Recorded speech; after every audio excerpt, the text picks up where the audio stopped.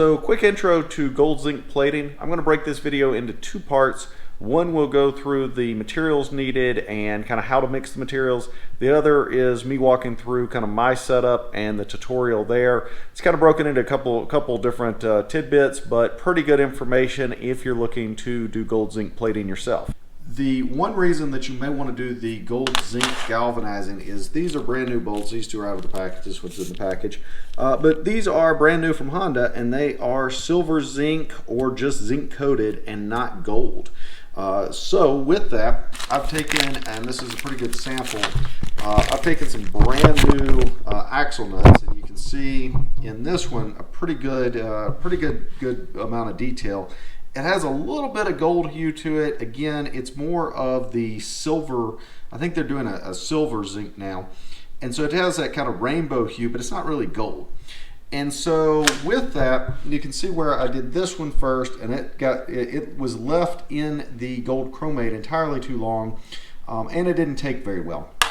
And then we've got these two, and this one I would say ended up the best. It's a little on the lighter side, but looks really nice. And then this one was done somewhere in the middle. Actually, I think I may have re-zinced this one, like completely stripped it, re-zinced it. It's a little bit duller finish probably because I think I did re-zinc it. And so you can see kind of the difference in the process. Even if you're using the same materials and everything, you can end up with different finishes depending on the amount of time that you leave it in the different chemicals, how well you polish the zinc out. Most of the Honda bolts you can drop in, but it might be of interest to some of you guys because this process to turn these new Honda bolts gold is actually super simple. So we're setting up a zinc coating process today. The first thing that I did that I didn't video is I have copper piping, and I just bent the ends flat so that the pipe doesn't roll. I'm going to hook electrodes. This one's actually just to dip stuff in, and we're going to make the zinc coating, and then we're going to do the quote gold process for that as well. And so we're going to mix that up, and we're going to mix I think tap water is what they actually recommend. So we're going to use tap water, Epsom salt, the zinc sulfate, which is zinc sulfate monohydrate, and that just helps with the zinc process. You don't have to use a product like this. There's a couple different ways of doing it. You can actually just run the process. All this does is put zinc in the actual solution so that you don't have to wait as long for the zinc transfer process. I think that just running it for like 24 hours, if you just put a piece of junk metal in there and let the process run, it will actually run and put zinc into the water the same way. It just, instead of running it 24 hours, you can dump that in. Also says to put in some white vinegar, and then the quote Karo syrup, which is really you just want the glucose. The glucose helps with making it a shinier finish, and so that's really what we're going to mix here. I've got some 2-gallon buckets. I do have lids as well, and so what I'm going to mix up is the zinc, the actual regular zinc process. So zinc is a grayish finish. These are the zinc plates here, and then we have a product, I'll have to get the name of it, may say on here, it is sodium dichromate dihydrate or something like that. Anyway, hopefully it shows up there, but it's kind of an orangey finish, and that's what we're going to put into our solution that does the gold finish. We're also going to try, I've heard that if you take the new Honda bolts that are just a plain zinc finish, dip them in that final solution, it will actually give it a gold look like the factory bolts were. So we're going to give that a shot on some new Honda stuff without doing the zinc process. But I'm going to have basically the zinc, the gold plating process, a acid bath for some items that need to be dipped in acid before we put in the zinc solution, and then I'll have another bucket that's just a rinse bucket. And so the first thing we'll do is get all of our chemicals ready and grab some tap water. Weighing this out, I've just got a Pyrex bowl here. Actually, I should have done a tare weight on that. And I will change that over to grams. Put another tear on it because it says -2. Take our Epsom salts, pour in, I think this is like a 3-pound bag. Don't confuse Epsom salt with regular salt. It is not actually a salt at all. It's magnesium sulfate, so don't get that confused at all, because they are completely different products, even though they are used kind of for the same thing to help the electricity flow or current flow. So we've got 401 grams here. We're going to go ahead and dump that in somewhere around here. I have some stirring sticks. I'm using 2-gallon buckets.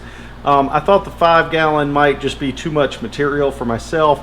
I've got 1 or 2 items that might be an issue with that, but you know, so far as sizing. But we're going to go ahead and pour this in, mix it up, and I think that you want to make sure everything's thoroughly mixed before adding the next stages.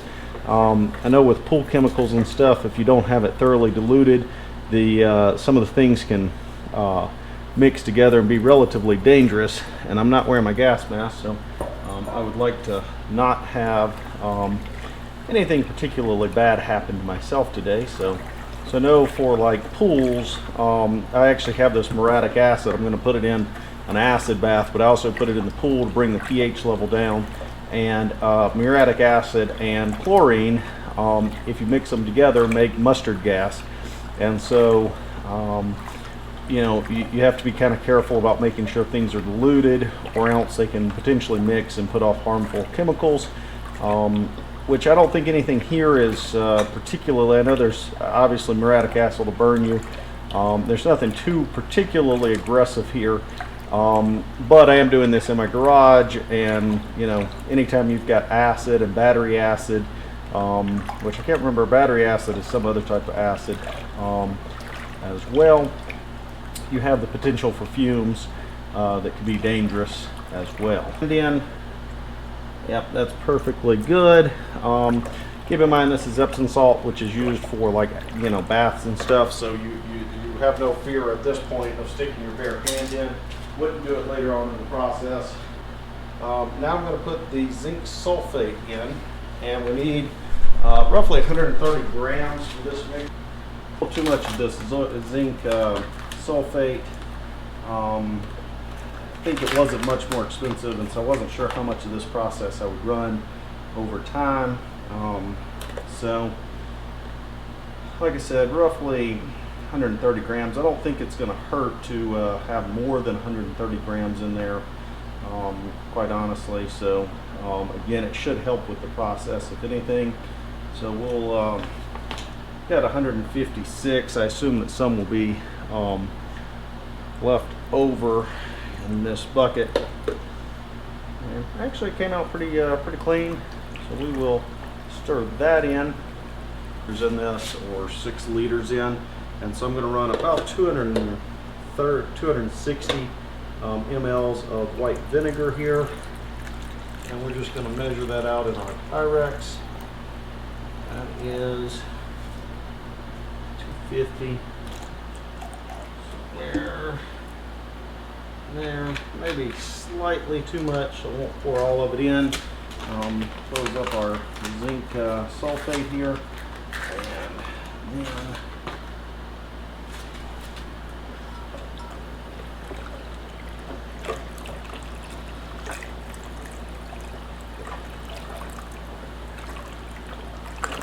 so we'll leave a little bit of that white vinegar out since I over poured it just by a little bit. Quote, about a 1/3 bottle of Cairo syrup. So we will put about a 1/3 bottle of Cairo in this thing. I think, honestly, I should have bought the clear Cairo.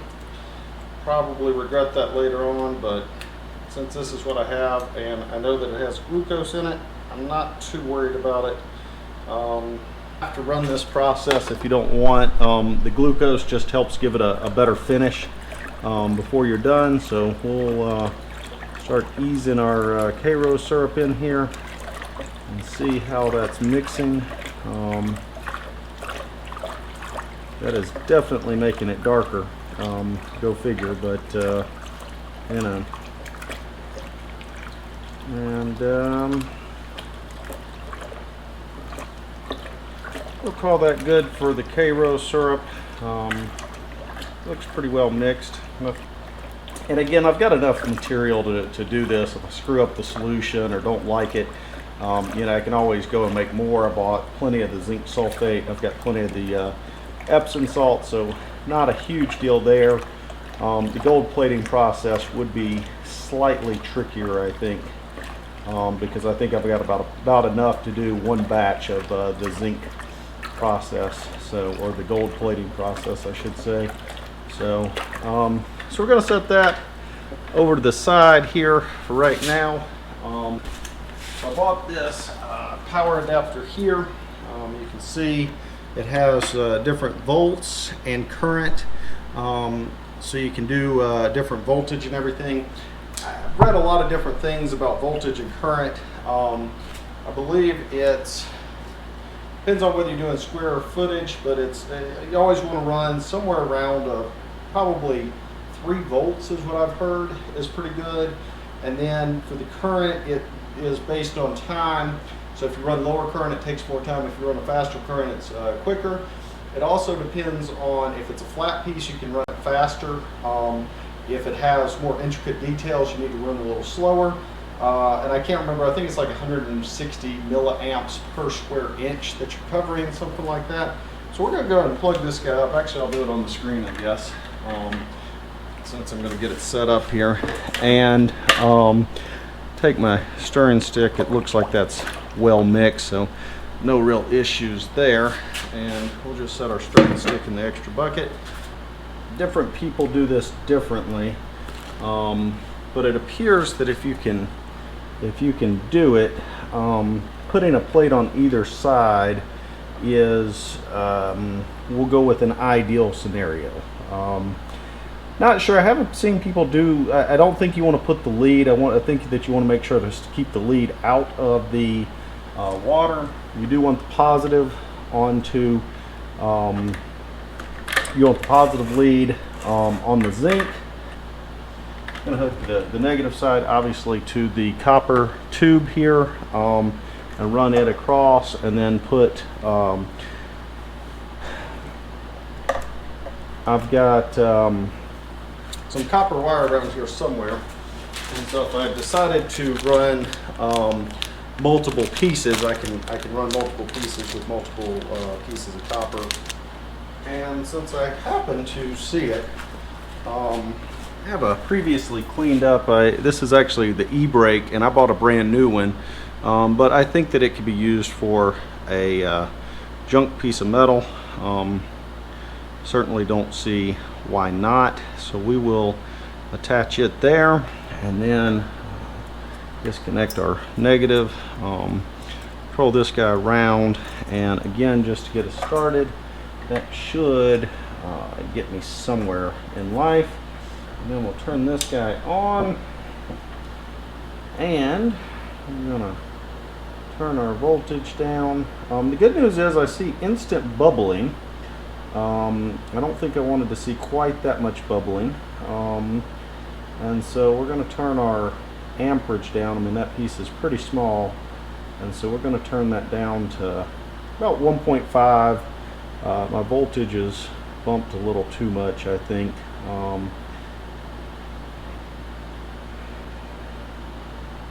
You can see the voltage and the current are obviously kind of fighting each other here, and so I'm kind of trying to get it tweaked in a little bit more. And again, I've seen people saying that you can run voltage as long as you see the bubbles, which I'm going to turn this down some more, but as long as you see the bubbles here, and I'll try to get a close-up footage here of that, but you can kind of see the bubbles coming off of this. If I up the amperage, you'll see it really bubble up, and then if I lower it all the way down, you'll see the bubbles almost go away. And so you don't want to do it too quickly, or else you won't get a nice even coating. And so again, you know, I think I saw where it's like 160 milliamps or 0.16 amps per square inch, or a quote postage stamp or something like that. So yeah, this piece isn't huge. 2 postage stamps would probably cover it, so I'm going to try to get the voltage and everything kind of tuned in here. Got it running about 1.6 volts and 0.3, and my bubbling's not going quite as much as I want, so we're going to turn that up just a little bit. And you can actually see some of the debris where it's breaking stuff off of there, but that's a good thing. Most people say run it for about 20 minutes, so we're going to set it to the side while we mix this other stuff up. Again, this is the test piece to make sure the fluid and everything's working. So it says very specifically for the gold process, you're going to use distilled water. So we've got some distilled water, oddly enough from Walgreens. Just going to pour it in there. I think I'm probably going to do a little bit more, because again, I've got some bigger pieces, so I'm going to do a little bit more than a gallon. I've got this 2-gallon bucket and roughly a pound of the gold plating, and so probably going to do whatever a pound will take me to, about 1.25 gallons, something like that, which will run about, see what we can do there, a little bit more than that. All right, something like that. Same thing, so we've got about 1.25. One thing that I will be a little bit, again, we haven't dealt with any acid yet, but I've got some battery acid here, which is sulfuric acid or something like that. Can't remember. Yeah, sulfuric acid. And so we've got battery acid here and a little tube, and I need to put in 1.25 would be about 45 milliliters, which isn't a whole lot of acid. Right. So I've got a cup here. It's plastic. Hopefully acid doesn't melt it. That's what Walter White from Breaking Bad told me, is that you need plastic.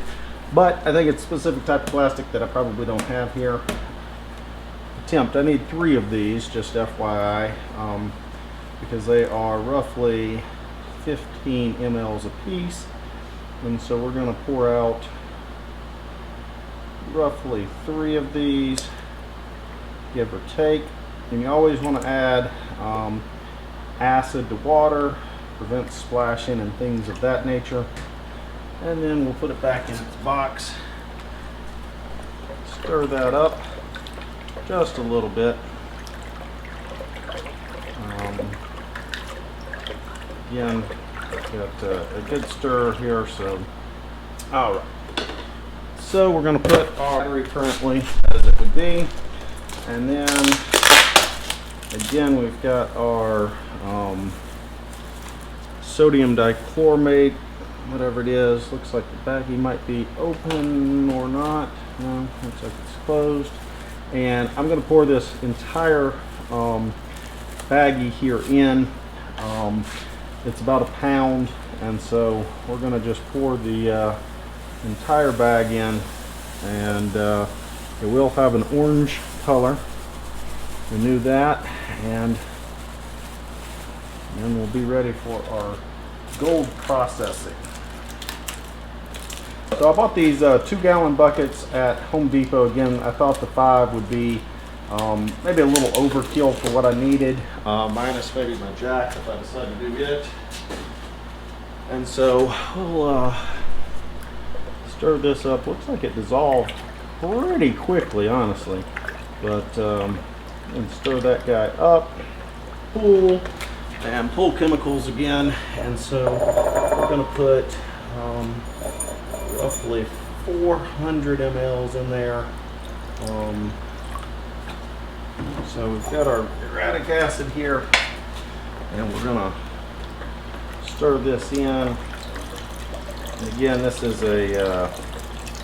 just a cleaning solution to clean parts before you do it. I don't think it's really necessary since I'm here, I'm doing it, but really not necessary, in my opinion. I think if you clean the parts in the parts washer with Simple Green, etc., I imagine it's fine. But my one part over there, I could have already dipped in here most likely. So we've stirred that well enough. We're going to go clean this guy up and dump the rest of muriatic acid in the pool since it's almost done, and I bought a new pack of it, and we'll be right back. Hopefully move the camera around here just slightly. So we've had our 15 minutes here. I'm going to cut the power off to this guy, and hopefully we should see bubbling stop. Disconnect the negative just because it's the easiest, and then you can actually see that is incredible. You can actually see, we'll see how much you can see there. You can see that copper wire there and just how much zinc has been put on it, burn on it, whatever you want to call it. And there is a super heavy, like way too heavy zinc coating on the actual part, wire, etc. And so it is a very heavy coat, and it's extremely uneven. So obviously we ran too much current through it, which is not surprising because I was trying to get it adjusted and it was running at a significantly higher current. And so too much time, too much current. But we know that our process does work. Take a look at our plate real quick and see, you can actually see a little bit of burning on the plate itself. You can see that black kind of burnt, which again means that you ran the amperage too quickly. So I've got, for our next test subject, I've got a spare battery tie down. Really need to clean up the background so you guys can see it, but I'm going to dip it in the muriatic acid mix, probably just part of it. I think I'll do the threaded part to see, because again, threads are a little bit harder. You can actually see this stuff is actually bubbling up, and it is supposed to be able to remove old zinc coating in a matter of seconds, if I'm not mistaken. So we'll give that just a little bit of time. We'll see if I can pull this camera off and show you. Pull it out real quick. Camera's not plugged up, but you can actually see the bubbling there while it's eating that acid off, and so, or eating the zinc coating off. And threads look a little clean, but the rest of it doesn't, so we'll let it, I'm actually just going to prop it up right there. Hopefully it doesn't fall down in there, and just take some of the zinc coating off. So, part I selected for this is an axle nut. I actually got some spares with the axle rebuild kit, and so I've got some spare brand new ones. We're going to go ahead and dip it in here. Maybe grab my hair dryer real quick.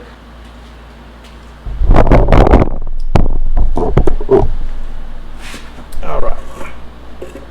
So we're going to gold plate. This is a new Honda part that is zinc coated but doesn't have the gold coating on it. So I'm told dip it in 15-20 seconds, pull it out, let it sit for roughly another 30 seconds, and then lightly dry it with a hair dryer until it's dry. And we will start it right now and dip it in. And then we'll start pull that up. First time. Brush it off a little bit. And something that up. And let it work. And then I'll take a look at a few different ones, because this is the plate. This is the one that I plated yesterday. That was a brand new bolt, and since it was already zinc plated, I just dropped it in the gold plating or substrate. You can see it kind of mixes. So this was a OEM axle nut, I believe, and then this was a 12 mil that I had, and it's kind of halfway between those two. You also see this bolt behind it that's a little lighter. And if I come over here to two used but okay condition, well, let me back that up. This is a brand new transmission. This is actually a pretty clean used transmission. And if I compare that, it looks pretty close. to those right there. If I compare it to the new one, you can actually see the new one's a little bit different color, a little bit darker, which is kind of unexpected. Like this bolt, when I compare it to this bolt, that bolt has like a red hue. That one's a little bit lighter. So, yeah, even from Honda, if I switch over here to this front bracket, you can see that it's significantly lighter. And so very, very different kind of different platings. I'm sure different, you know, batches or different manufacturers that are making things for Honda. So I'm not going to worry too terribly much about the exactness of the color. As long as it's pretty close, I'll be pretty happy with it.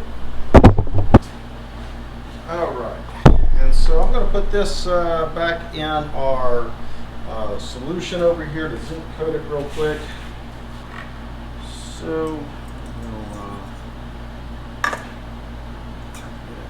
lean like that, and we'll let this one sit a little less time, this particular time, and see what happens to the voltage. Now the voltage is creeping up a little bit. Don't see a lot of bubbling there, so increase that guy just a little bit. If you don't have enough voltage, it won't transmit. And so I see some very light bubbling there. And so I'm going to let it sit. I ended up at 1.25 volts. So we've got our test washer, which is a shock tower, goes on top of the shocks on the older models before they integrated them. Anyway, it's flat. It has been zinc coated, and now I'm going to go polish it. You'll notice the difference when I say polish. All I'm going to do is run a brass wire brush over it, and you'll notice the difference. So this is what it looks like just after wire brushing it with a brass wire brush. Looks pretty good to me. A lot of people say, that's for my hand, but a lot of people say to use quad alt steel wool or like 3000 grit sandpaper. For my test purposes, and honestly, I think this would be good enough for me, but we'll check the final product. And then here's our final product. The back side's not maybe quite as good, but well, the back side, depending on which side you look at. I've got a couple of used ones over here. This one's a little bit different, but you can kind of see. I'll try to put them on the same, slightly different, but pretty close overall. Like I said, the back side's a little too gold or something, doesn't quite have the right reflection to it compared to some other things. There you can kind of see it's closer. It does need a little bit more polishing, so we'll take a look at that. Bigger setup now for the So I've got the bigger setup now for the zinc plating. Doing a couple of washers, water bath, then the solution, and then the gold plating or gold coating. So I'm doing a couple of different parts right now in the acid bath, trying to get the finish just right. I found that the dark Karo syrup is not really what I needed, and so I made a new solution bath that seems to be working better. As well, I have trial and errored a few parts. Really, it amazes me, but the brass wire brush and 3000 grit or quadruple alt steel wool really makes a big difference and brings out that finish. So you'll need to do those, and so we'll get started with some washers and we'll go through that process.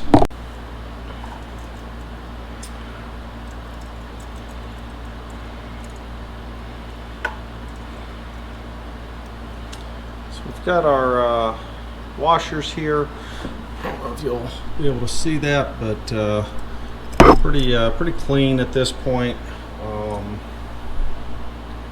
Nothing too much to write home about, but I'm going to go ahead and snap around and dip those guys in our bath. Positive there, negative to our parts, which are fully submerged. And we've got, should run about a half an amp. It'd be roughly 280, so about 560 milliamps, something like that.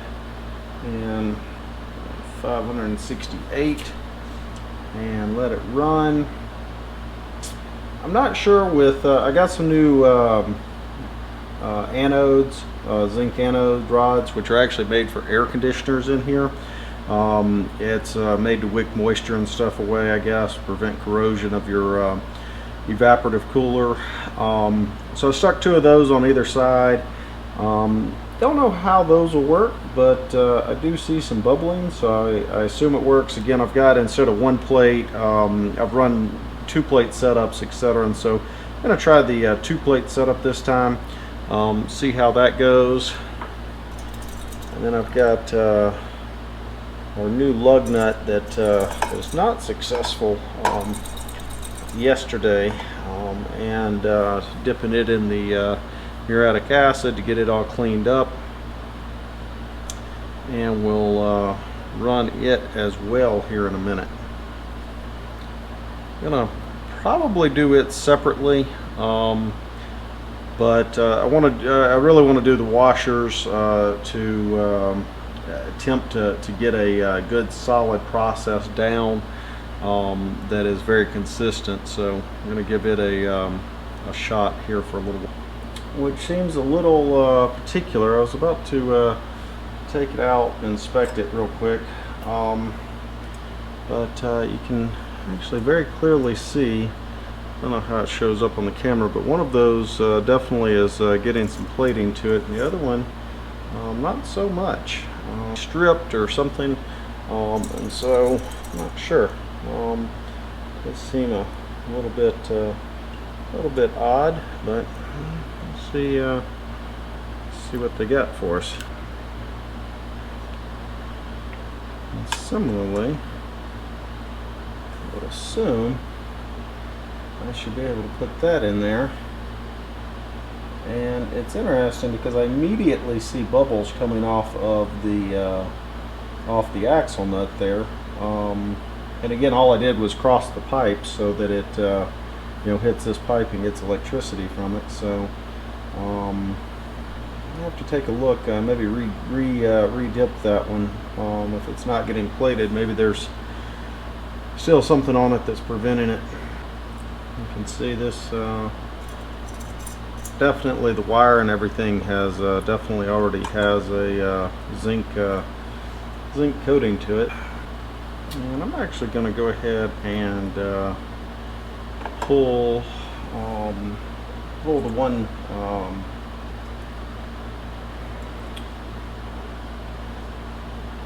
washer out of here, and see if this guy does look like it's got some zinc to it, so we'll let it run, and I'm gonna start drying this guy off.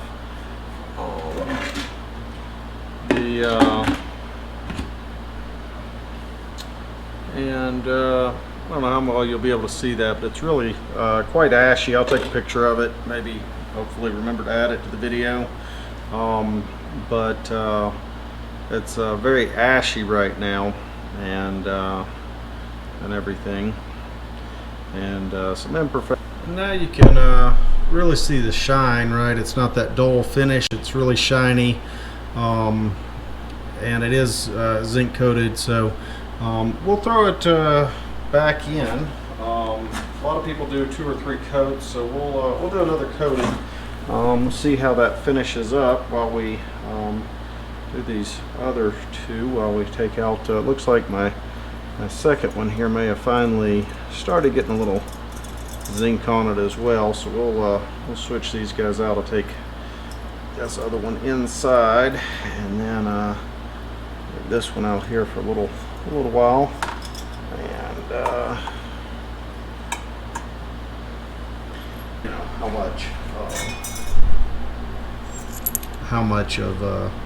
how accurate can I really be with it, and is it going to be the same every single time, or does it matter? Is the polish that I put on it make how big of a difference?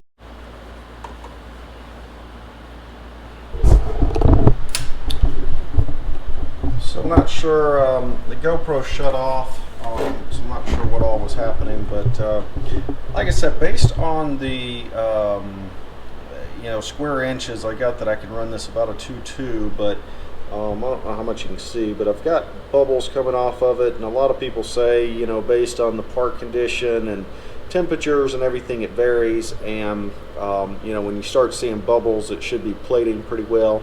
So I'm going to let it actually run. Currently at the I've got it on about 1.5, 1.6 amps. So we're gonna run it there for the time being, even though my I think it could be run a little faster. So we're gonna run it there, and we'll see what it comes out like. So I'm going to have a few more pictures of items I did in the other video where I do the items list and how to mix stuff. In this particular case, though, I did want to show the 3 steps very clearly. So I've got a washer that I created that I was using actually as a test. I didn't even use these. And in this first picture, you can see it's a dark, dull gray. That is after I zinc coated it. So it's been stripped in muriatic acid, then zinc plated, which gives it that dull finish. In this next picture where it's shiny, that is simply taking a brass wire brush and polishing it to a shine. Once you've got that nice and shiny, then you're going to dip it in the gold chromate, which gives it the gold color. And if you don't finish it well, if it's not super shiny and well polished, then ultimately it doesn't look very bright. It ends up being a very dull gray, really dark gold color. Doesn't finish out very well. But I'm going to have some other pictures of other items that I did in the other video as well. So jump over there and take a look at that. I'll put those probably at the end of the video. Hey guys, hope you enjoy watching the restoration of the rusty Barnacle, Integra Type R 98111. Please subscribe and keep looking for updates. Thanks.